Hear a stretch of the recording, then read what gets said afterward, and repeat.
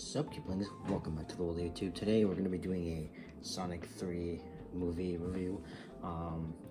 As of recording this, it's been about 5 or 6 hours since I've seen the movie.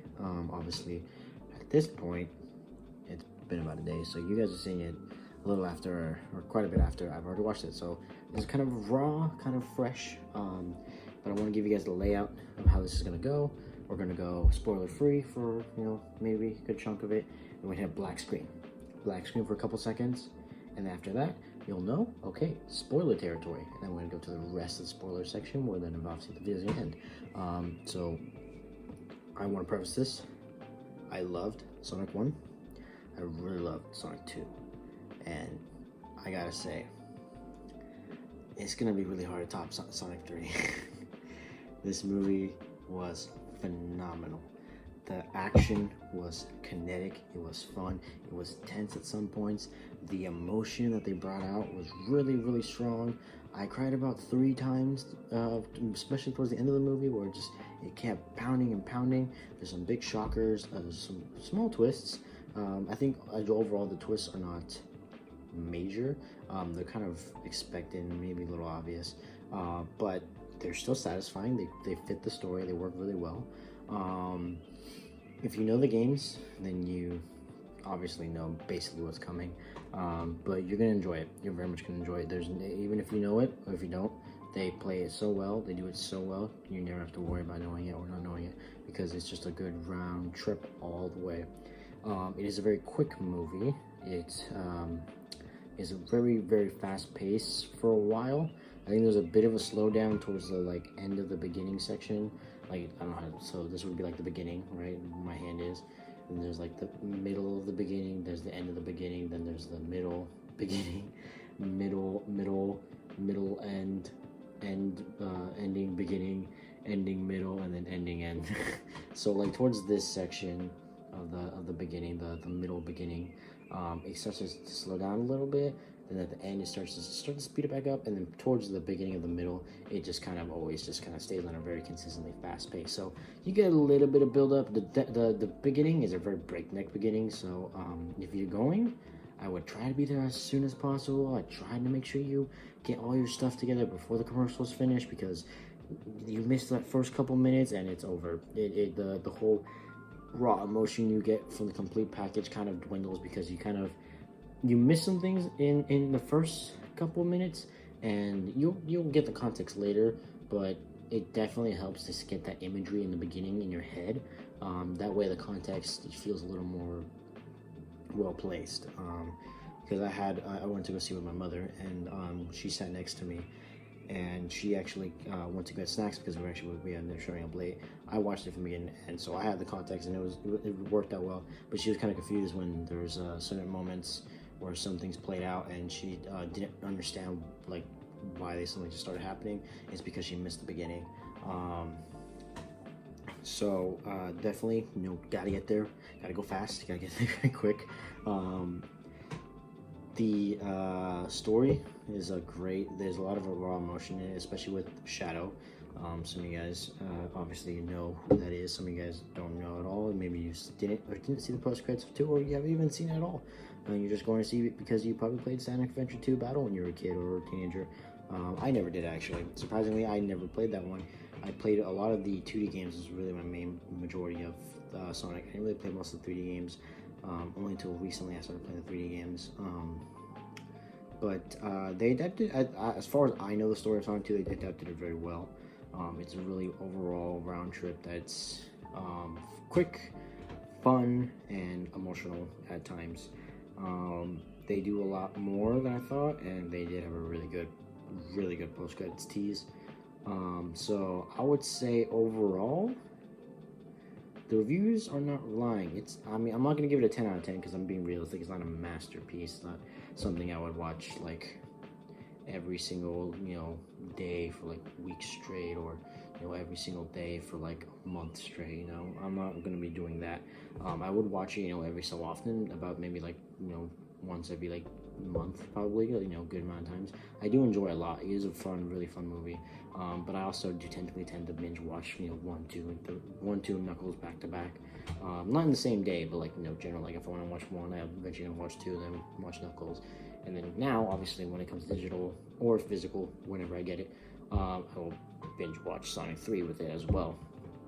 I will say, as a disclaimer, you do not need to watch Knuckles to understand anything. There is a little cheeky little reference if you have watched Knuckles, with a little bit of context. There is one thing, and you probably see it in interviews. They made a reference to Keanu Reeves, because if you watch the Sonic movies, you'll know the first one, he's a joke in the fact that Sonic has a love for Keanu from the movie Speed. Robotnik makes a speed joke in this, so there's a little cheeky callback to that, because obviously, you know, Shadow was Keanu Reeves and they sound similar. Especially with Keanu Reeves as Shadow, I don't know what I was expecting. I expected it to be, you know, a good deep voice, because obviously Keanu Reeves, but I didn't really expect it to be like full gravitas, pulling at my heartstrings emotion, and he pulled it off very well. He was really good at being somber when needed, and really good at being like hard, rough when most of his situations occur. So he actually was really good at playing at the emotion of being Shadow, which I wasn't expecting. I don't want to say I wasn't expecting a bad performance. I was expecting something more on the line what I thought of when Idris Elba was going to be Knuckles, which was kind of a baseline, like, you know, bare bones voice that it works, but it's not, you know, it doesn't, like, nothing doesn't fit the character, but it doesn't fully encompass the character. But Idris Elba obviously killed it. They got Colleen I don't really know her last name fully. Colleen, I'll just call her Colleen. They got her back for Tails, so, you know, they didn't need that. And they definitely pulled it off with Shadow, and especially with the interviews with Keanu Reeves, it definitely feels like he actually cared about what he was working in, if he did or didn't know Sonic Adventure 2 story or the significance of characters like Shadow. So it was nice. I feel like he appreciated the opportunity he got, and he played it very well, with a lot of love and care. So that was a really good thing. So back to the overall. I think overall, I'm gonna give Sonic the Hedgehog 3 an 8 out of 10. I do think that I feel like there's some moments that, you know, are like, I feel like some stuff with Shadow could be slowed down just a little bit to get some more in there. It's not, you know, an end-all be-all. It's still really well done and fully encompassed, so you're not missing anything really in context-wise. I just feel like there could be some more moments to build it up a little more. I think a little bit with Sonic 2, when it comes to his side of the story, they can do a little more build-up. There were some cheeky references, and there was some actual video game music in this for once, outside of the, you know, Sonic 1 having the Sonic Mania theme, and then you know, at the very end it plays the Green Hills theme. You know, if you picked up on that, most of the people I know that were like, who have played Sonic know the Green Hills theme, didn't really notice it, and it's outside of me, but I tend to hear those because I played Sonic pretty often. So they did use Live and Learn, if you care a lot. I will say I didn't play Sonic Adventure 2 Battle. I do like the soundtrack, because I did listen to it a bit before the movie. Well, not like before, like right before, but like, you know, when it was announced, I tried to like kind of get the music going in me to, you know, really like it. And I do like, I for a while I would have put Escapists from the City above Live and Learn, but I think now I do enjoy Live and Learn a little more. But they're both just, you know, like bam top songs. Definitely going on a Sonic playlist at some point. Although personally, I don't think anything's gonna beat Frontier's music. I love Frontier's soundtrack to a whole another degree, but that's besides the point. They definitely use a lot more songs. A lot of the songs are surprisingly well done. There's some old school songs there too, because obviously you got characters like Tom and Maddie, who are in a little older spectrum. They're meant to be more of the parent audience and the parent characters in the show or the movies. Actually, Maddie was in the show too. Tom was not. Or Tika Sumpter and, you know, James Marsden, if you want to get their names properly. So it was nice. Obviously, the voice actors, Ben Schwartz, Colleen, Idris Elba, Shadow the Hedgehog, killed it all the time. And yeah, no, the movie was really well done. There was a lot to it. I'm still kind of wrapping my head around it for the most part. There were some good moments. Actually, I found a lot of the jokes really funny. This time I did kind of like turn off my thinking brain a little bit sometimes, because some of the jokes are just corny, cheesy reference jokes. Nothing that like you're not gonna understand. Heck, there's some out of pocket jokes actually that really caught me off guard. There was one I was drinking a soda while I was watching, and it caught me off guard. I started choking on my soda because it was really funny. I didn't expect it. It came out of nowhere. But yeah, that was that's Sonic the Hedgehog 3. Give it 8 out of 10. I'm super excited because they already announced Sonic 4 the same day it came out, so that's gonna be a big one. And I guess I'll see you, yes you, currently who's watching the spoiler-free section, in the next video. Or if you want to come back after watching it, go ahead. We can go crazy together. If you want to follow my Twitch, I do Twitch streaming every now and then. I don't have really a definitive schedule anymore because there's a lot going on, especially with Christmas time right now. So streams are few and far between, but eventually when seasons die down, I'll try to jump on it more often and actually have a proper schedule like I used to.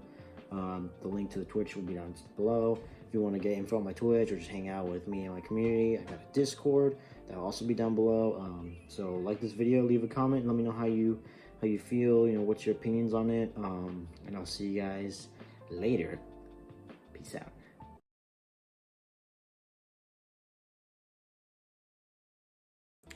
Hi. Welcome to the spoiler section. Right off the bat, post-credit scene. Killer. Well, it's more like a mid-credits, let's be honest, not too many post-credits because there's credits after.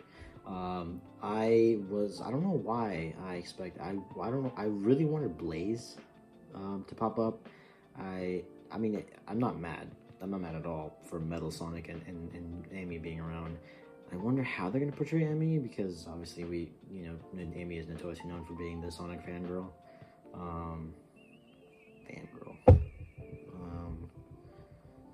So I'm curious. She does look good. I will admit her design looks really good. I think they pulled it off. I think ever since they fixed Sonic, they just kind of stuck with like a roundabout generalization of all the character-based character designs, except for Shadow. Shadow's like almost like a one-to-one.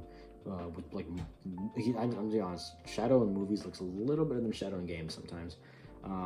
Especially like the rainy scenes, and you just see all that. I love those shots. So they actually, I think they did it really well. And obviously, I've played Sonic. I've watched Sonic Boom. I live and breathe Sonic sometimes. So obviously, yes, I saw the hammer in me. I was like, Amy? I was like, oh my god, they're doing it. I was so excited for Metal too. It was so weird seeing that shot in the forest and like being like, oh, it's a cool shot from the trailer. I was like, wonder what that's gonna be. And that just be they actually teased the post-credit scene in the trailer. I thought that was really funny. And then obviously the little shadow, going like this. That's just an edited version of the trailer shot, which is cool. Or the trailer shot was an edited version of the actual shot. I gotta say, when Live and Learn kicked in, I was singing, nobody else was. That's okay, because I enjoyed it, and it was very fun.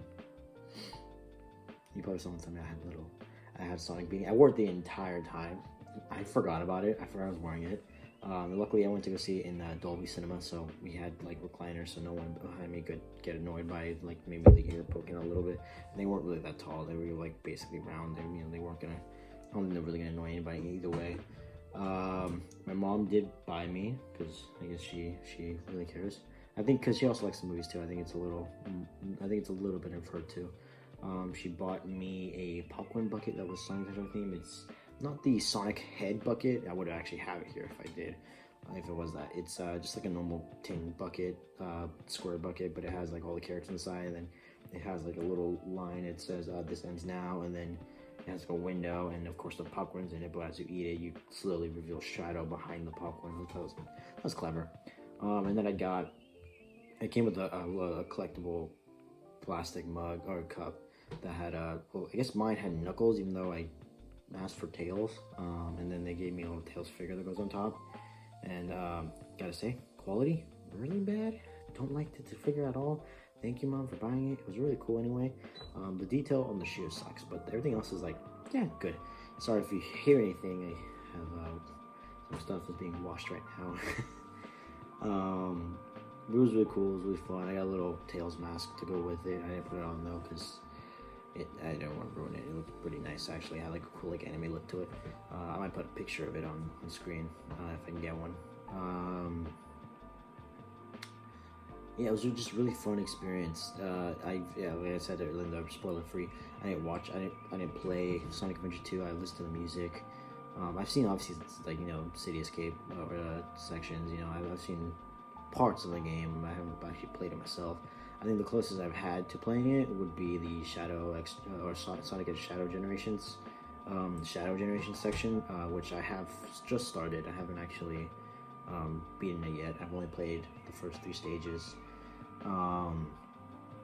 That's probably my only experience with Sonic Adventure 2. Oh, well, obviously, also I forget that City Escape is in Sonic Generations 2.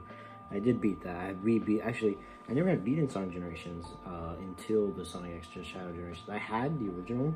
I never got past. I think I might have got like we're playing it listed unlocked. I don't think I played any of those stages, but I had those stages unlocked. I didn't play. Little did I realize those last set of stages anyway. So I was just like really because of the end. But I did beat it. I beat it on my Switch. It was fun. It was fun. I enjoyed it. I finally got actually experience the whole complete picture too.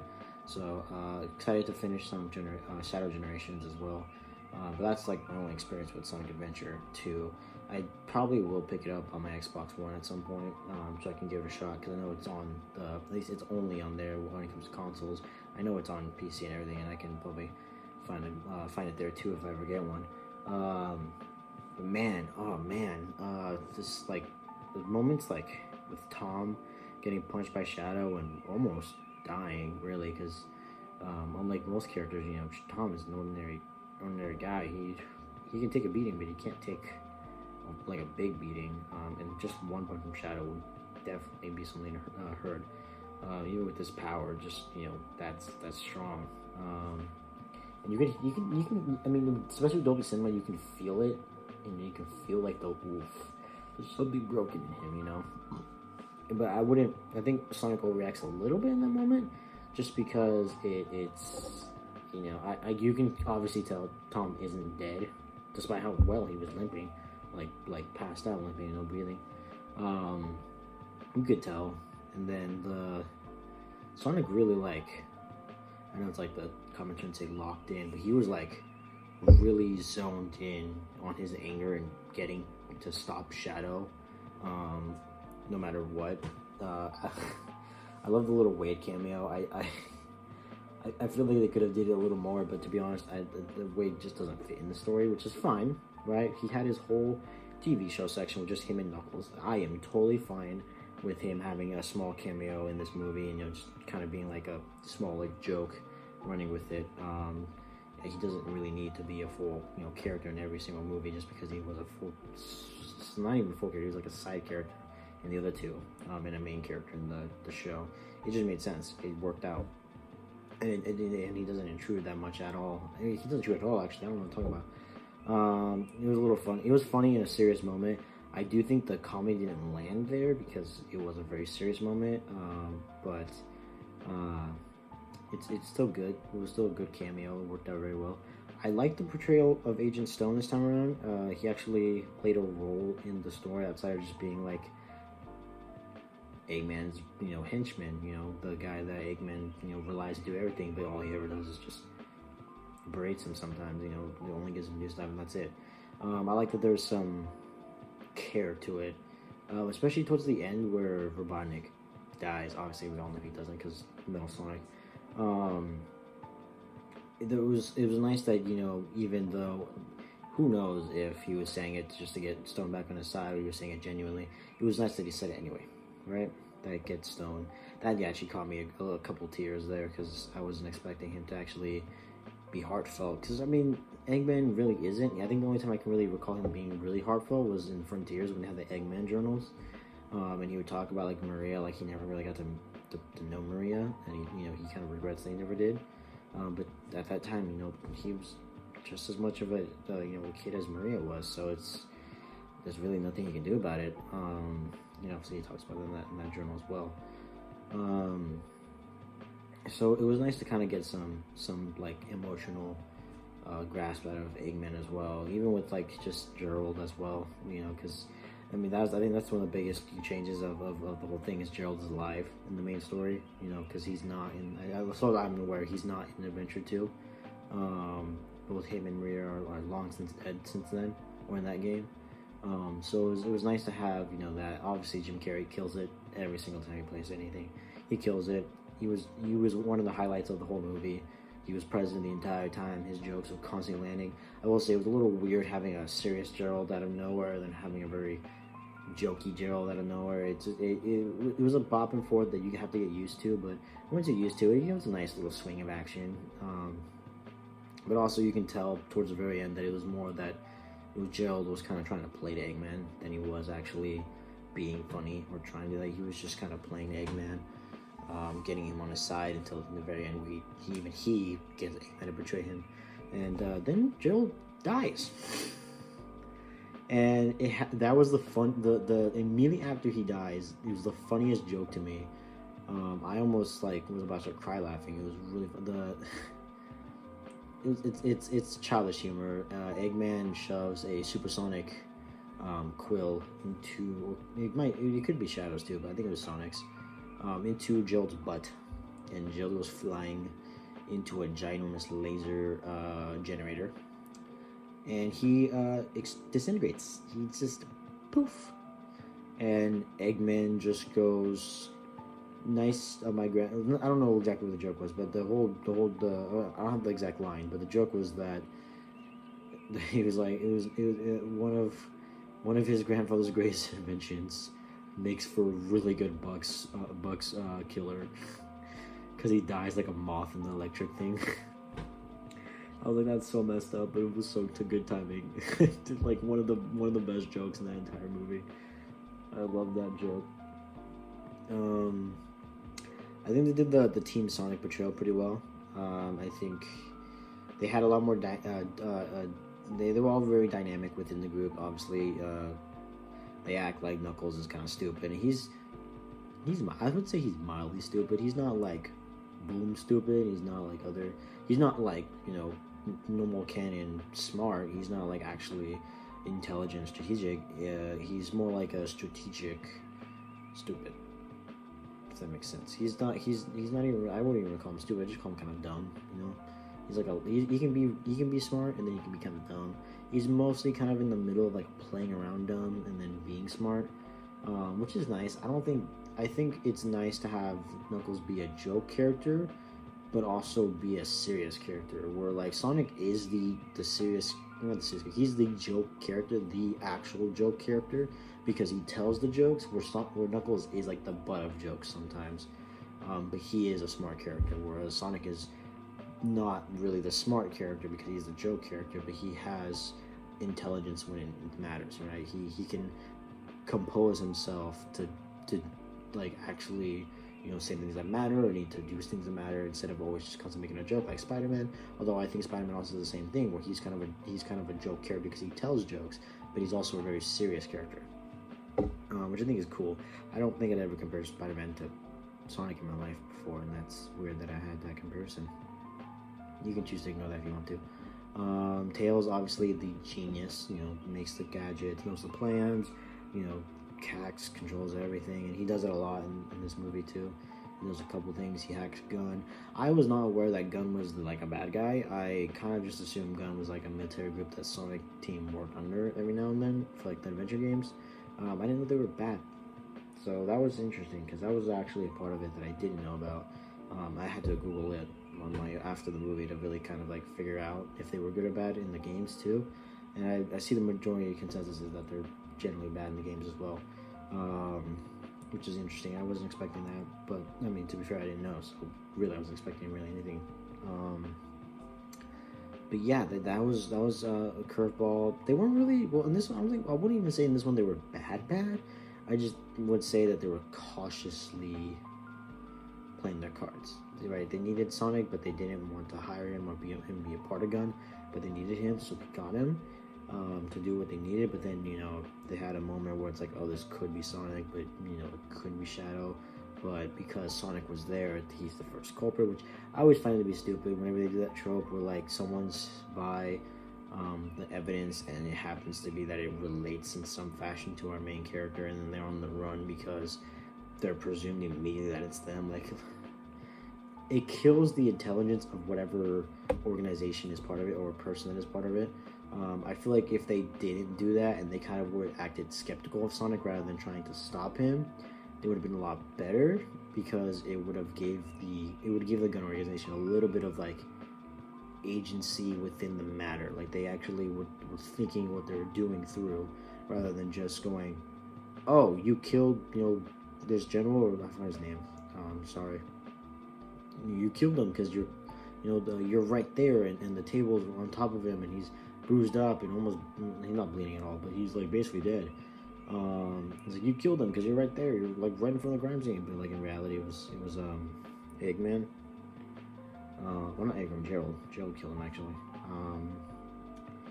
And it's like, no, Sonic didn't do that, and you're just gonna assume he did because he's right in front of you, which would make a lot of sense. But also, Sonic is a fast character. He's like the fastest thing alive. He could go from point A to point B in the time that you take to blink. And you just assume he was there before the explosion. What if he got there before? We got there after the explosion, about the same time you did. Like, it's one of those things. That's just like, it's obviously kid writing, and I get that it's technically a kids movie. This one I would say is more towards like an older kids movie, but not a teenager movie. It definitely, it's obviously they have to cater to kids, because there's obviously gonna be tons of kids going, and I get that. I always saw Sonic Adventure, or Sonic 1 and 2 as like a kids movie with like a lighthearted nature, so that, you know, older adults and audiences could still appreciate it. I still see that with Sonic Adventure. I keep saying Sonic Adventure, Sonic the Hedgehog 3. I still see that, so obviously, you know, they're doing it still. They're very much doing it. And I get that that's supposed to be a kid writing, and I get that, but I feel like sometimes kids can understand what they're trying to say, even when it's like not that writing. Like I as a kid, I knew when a movie did that, I was like, oh, they're just being a little lazy. They're trying to be a little obvious so kids can just feel like a part of it, instead of like assuming that maybe, you know, there's a good range of kids that will understand it and will not think anything about it. They also could just assume that that's what they're immediately thinking, and they don't have to play to it. You can cater to it in a fashion, keeping it sort of vague but implied, and that way kids can immediately just go, oh, that's why, and then adults can be like, oh, they're thinking about it, but it all plays the same towards the end. But that's a hard thing to do when writing as well, so that would require that, you know, thorough writing and thinking it out. But yeah, that was like one of the gripes I had about that specific moment in the scene. The Maria stuff was pretty good. I think the way they did it, because it's obviously different from the games, because the station is not on the moon, or is the moon, or I guess not is and on the moon. I don't really know. I just know it's the part of the moon. They're not into space with Maria and Shadow. That's only till the very end. They're on Earth, and they get to see the stars and stuff. It was nice because it definitely grounded Maria in a sense more, literally, physically, and Shadow as well. I feel like I could kind of, I'm not gonna say this is outright as true or anything, but I feel like you can kind of, especially when you're like not thinking about it too much, misinterpret Maria and Shadow's relationship as slightly romantic. I think it's maybe like one moment that really feels like it. Everything else is like still kind of like kiddie, like he's learning his new environment and stuff. Because he does that. There's moments where he's talking with her and he's like, I don't know what the hell you're talking about, which makes sense because obviously, you know, he's new to Earth and he's never really been on Earth until then. So it makes sense that there's moments where he has a grasp of what's going on. So he doesn't flirt at all. There's no flirting. It's just that what they say is kind of like, I don't know, you could think of it as romantic too, but it definitely is more friendship for them. That was a little weird for me. But I obviously took it as a friendship, right? Because they are friends. That's what they've always been. Well, it was a nice moment. They had a lot of heartfelt moments there. I think they did it really well. I think the flashback came a lot sooner than I was expecting, but I think that was just because it was necessary at that moment. I feel like it was about right at the beginning of the middle. They threw the flashback in, and then it was a good moment to do it, even though it was a bit sooner than I thought. I thought they would do it more like towards the middle end. But no, they did it towards the middle beginning, and they did a pretty good job portraying the flashback. I thought it was going to be, like every other movie where it's like you get a small flashback, and then as you go, you get small minor flashbacks. But it was just, one non-stop segment of like quick flashbacks. And I think the thing that benefits from that is that it builds up that emotion throughout, because you get obvious moments where time has skipped, and they've grown and they have their moments. And rather than it being like you see different flashbacks as he goes through it, he does kind of go through, and you see like there's only two like big flashback segments, and they're kind of cut off in the middle so they can make more sense for the later one. But they do use the flashback as a way to transition to a different location as well to trigger another flashback, which is good. That's good. It's good writing and directing right there. So it was nice that they did that, and it didn't feel like it was overstaying its welcome. It didn't feel like it was a bother or that it didn't need to be there. It all worked out really well. So they did flashbacks really good. I think they did a really good job by making it obvious that Shadow is broken because of what happened to Maria. But he is misinterpreting what Gerald is telling him what Maria wants, which is not what Maria wants, obviously. But we all know that because we're all here at the spoilers, and probably most of us have played Sonic Adventure 2. But yes, not really much else I want. I think there's some moments I think I would want to talk about, but they're all like, you kind of understand it when you watch it yourself. You're like, I get that. What else? I will say I like this little Julie in the beginning when he does a race with Tails and Knuckles, and they have a hologram and he wins. And they do the Sonic Victory music, and that was cheeky. I like that. That was funny. I had a good smile for that one. It was a little weird seeing Robotnik fat, or Eggman fat. I think that was something I wasn't really expecting, was a fat Eggman. Well, I mean, it was in the trailer. I knew that it was coming, but it was just the whole moment was interesting. I think they did Agent Stone really well with his emotions and stuff. Him not, feeling neglected from Eggman because he's been there for so long, but he's not the best friend or in any fashion. He's just kind of the subordinate, and then eventually at the end he apologizes for, not understanding that, he really was his best friend and the whole time, and he treated him like, kind of like garbage, But obviously, Robotnik's not dead. Shadow's still around. He probably just. Actually, I think that there's a complaint my mom had is that we don't know if Shadow's alive, which he definitely is, and we don't know what the Chaos Emeralds are. Definitely don't for once, and they don't explain how Robotnik's going to survive. But to be fair, I don't think they should, because if you're new to this and you see Metal Sonic, you're like, where's that coming from? Who's doing that? Where obviously the game's like, okay, Robotnik is still obviously alive. But it's nice we're seeing the expansion of the Sonic world. I do wonder if they're going to do a Sonic 5, what they're going to tease for Sonic 4's characters. I hope it's going to be Silver and Blaze. I want them to do that because I want Blaze to finally be a part of the series a bit more than she has been the past couple of years. But I feel like they're also going to go a different route. They're going to introduce some other, maybe Knuckles Chaotix characters, kind of start doing that sort of middle ground stuff. Because that does have a bit of story too. Maybe do that maybe do that for a second show between Sonic 3 and 4. Maybe they'll do a show called Knuckles Chaotix instead of just Knuckles, and then you can get those slew of characters. I always thought that it was such a bummer that the Knuckles show was not named Knuckles Chaotix. But I think it'd be amazing if they did a second show or season show and called that Knuckles Chaotix. That would be perfect. That would be a perfect way to tie that in out of nowhere. It's a little funny that they didn't. I find it funny they never made a Sonic 3 and Knuckles joke or anything in this movie, because obviously we all know Sonic 3 is usually Sonic 3 and Knuckles because they have the Knuckles cartridge and stuff.